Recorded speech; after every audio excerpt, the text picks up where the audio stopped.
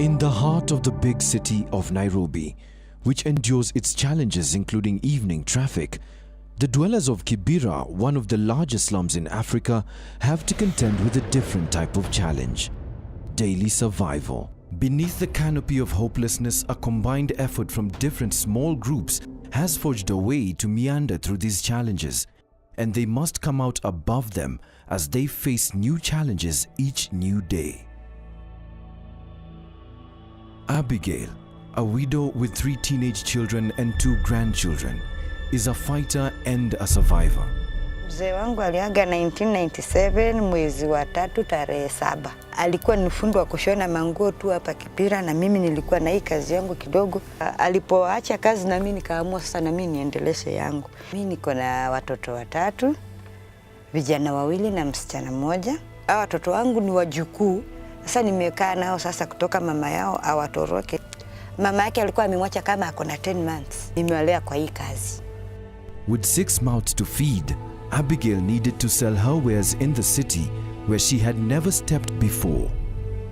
Mzee wangu alikuwa ananiambia ukipotea town usiulize watu uliza askari. Kufika afya center, hata sijui afya center jamini nitatembea wapi ndio nifike GPO.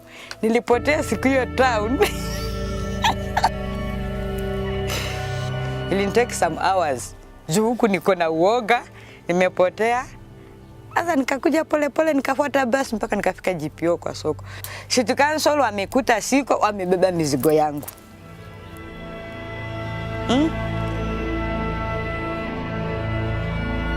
TWN ilinisaidia, nilijifundisha kompyuta. Wamenisaidia. Mama huwa ananunua bisi zangu akienda nazo kuuza ng'ambo. Ndiye alianza kuniambia, Abi, nimeona uko na vitu vizuri na mbona huuzi? Nilikuwa najidharau for sure, sisemi uongo. Alianza kunionyesha vile naweza kwenda soko, na alianza na exhibition ya carnival. Nikawa ninafuata wengine kama tu kondoo. Lakini saa hii mimi niko mbele. Saa hii hakuna kitu kinanishinda huko, lakini nilifurahia wenyewe walinirevusha. Tena wanatupea loan, lakini wanapeana pesa kidogo sana. Juu wanakupea 10,000. Napenda kazi yangu, ndio ninajisimamia naye, ndio ninalipia naye nyumba, nakula na ndio inajiendeleza. Sasa ile soko iko mzuri, inauzanga 30,000 ama above. Wenye unakaa na wao hapa karibu, ndio ndugu zako, ndio kila kitu chako. Kama singejifundisha hii kazi, sasa hii ningekuwa wapi? Najua ningeshakufa juu ya stress. Gender-based violence is not uncommon in Kibera, and neither is child abduction. It was in 2007 when he started beating me up, which forced me to the hospital. He told me that he will kill me, and he told me that I don't have value. By that time, he had already fled the child home. When he locked me out of the house, it's when now I started seeking help. I went to the children's office, they called the father and summoned him. Clan also summoned him. Later, I heard that the child was taken to Mombasa. I traced for almost 1.5 years, and I searched. People are all quiet. Nobody tells me anything. I'm just in darkness. He ended up demolishing my houses. I also had a plantation of sugarcane. Decided to sell the land together with the permanent house. With no one else to turn to, Millicent hanged on her last thread of hope. I just saw a crew office written Center of Rights, Education and Awareness. And I went there, talked to the advocate, told her everything. The crew office helped me to process this. They took it to the matter to the court. He was summoned. Then he said that the child is in Mombasa, is learning in Mwamdudu Primary School. Mwamdudu is where I discovered that my child was in an orphanage. So I got that my child was in a terrible life. Terrible life. The child was white all over with rashes. When I looked at his hand, it was full of pus. November, the court read the judgment and told me that I'll be staying with the child, providing accommodation and medication.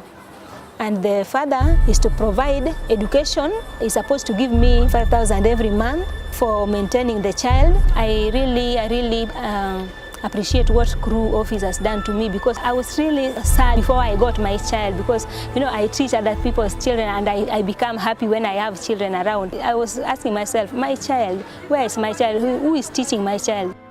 Millicent and Abiud can now face the future together with much hope. While in the farm as a boy, Joseph Kamau always knew one day he would be a successful businessman. Na mzee mwingine alikuwa ameajiria kazi ya kukamua ng'ombe. Nilifanya miaka kidogo, nikajiwekea pesa kidogo nikaanzia biashara. Sikuona kama inanipeleka vibaya, inanipeleka tu vizuri.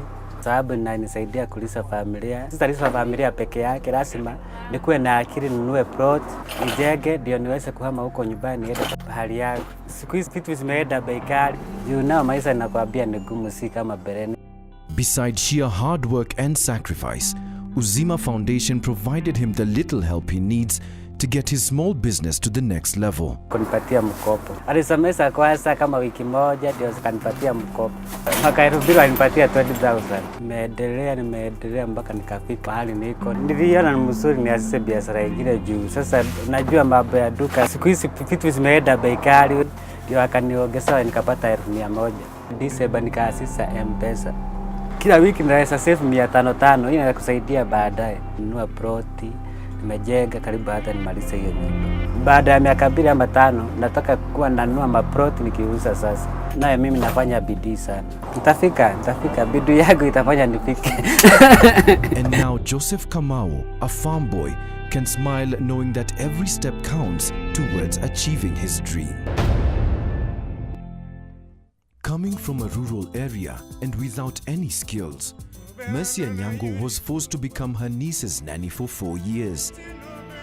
Mimi ndo nilikuwa last born, babangu aliretire kama bado sijamaliza shule. Niliachia form 2. Hapo nilikuwa na stress, singeweza kufanya kila kitu, nilikuwa sina mbele wala nyuma. So marafiki walinitoroka, nikabaki peke yangu, like nilikuwa lonely. Only armed with basic education, Mercy was casually introduced to the Kenya Girl Guide Association, and she knew this was her door. Nilifanyiwa interview, nikapita, nilianza training.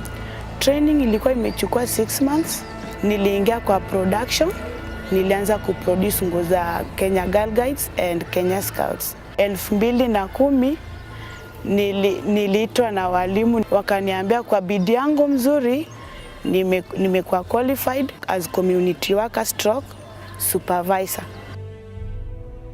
Nilikuwa nikiishi na sister yangu Kibera, Soweto slums. Saizi naishi kwangu, nalipa nyumba, najilinda maisha yangu mimi mwenyewe. Naweza pea parents wangu list 1,000 in a month. Nimeshukuru Kenya Girl Guide Association, imenisaidia sana, ilinitoa from nowhere to somewhere. Saizi naweza simama mbele ya watu niongee na confidence, even my self-esteem is high. So next year January naenda shule ili at least nikuwe na certificate ya form 4. Naenda university or parallel daystar pale. My aim was to be a teacher or a lecturer. With the high level of insecurity and joblessness, Ghetto FM has embarked on sending a message of hope to the youth of Kibera. Ghetto FM, hello. Tuna vipindi kadha kadha. Watu wengi ambao hutupigia, kuna wengi wapo kazini, wanaishi katika maeneo haya.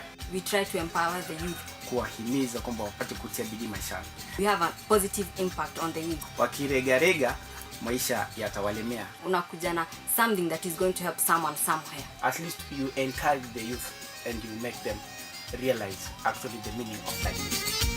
Sasa sidari kunajua ni information development. Waliangalia wakaona chombo maalum ambacho sasa kinaweza hakika kupitisha ujumbe kwa wananchi ni kupitia kwenye redio.